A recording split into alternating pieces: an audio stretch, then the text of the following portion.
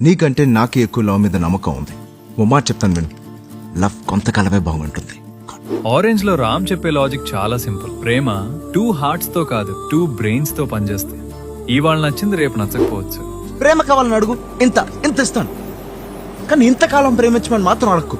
ఎందుకంటే ప్రేమ అనేది 2 hearts కాదు, 2 brains. ఇది వేరే లాలజిస్ట్, ఇది వేరే లాలజిస్ట్. బయట వాళ్ళకి ఇది ఒక ప్లే బాయ్ మైండ్ సెట్ లా అనిపించవచ్చు.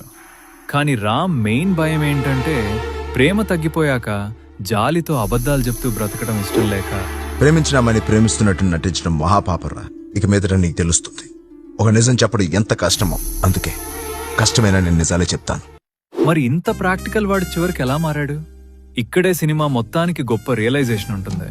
ఫీలింగ్స్ తగ్గిన ప్రతిసారి ఇంకొకరిని వెతుక్కుంటూ వెళ్తే లైఫ్ లో పర్మనెంట్ తోడు ఎప్పటికీ దొరకదు. ప్రేమ అంటే ఎప్పుడు ఫస్ట్ డే లా ఫీల్ అవడం కాదు, ఆ ఫస్ట్ డే తర్వాత వచ్చే బోరింగ్ ఫేజ్ ని కూడా ఒకే మనిషితో కలిసి దాటడం. ప్రేమ ఆరంభంలోనే అద్భుతంగా ఉందంటే ముగింపు ఇంకా అద్భుతంగా ఉండాలి. అలాంటి సముద్రం అంత ప్రేమను చూడాలంటే జీవితపు చివరంచులోనే చూడగలం. అలా చూడాలంటే ఒక్క అమ్మాయినే ప్రేమించాలి. సముద్రం అంత ప్రేమను చూడాలంటే అలలు ఉన్నప్పుడు కాదు, నిశ్శబ్దంగా ఉన్నప్పుడు కూడా ఆ ఒకే అమ్మాయితో ట్రావెల్ చేయాలి. ఈ మెచ్యూరిటీ ఎంతమందికి ఉంది అంటారు?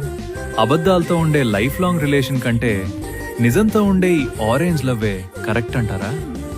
ప్రేమించిన వాళ్ళని ప్రేమిస్తున్నామనుకుని బతకడం కూడా మహాపాపం రా. వాడిదేం తప్పలేదు.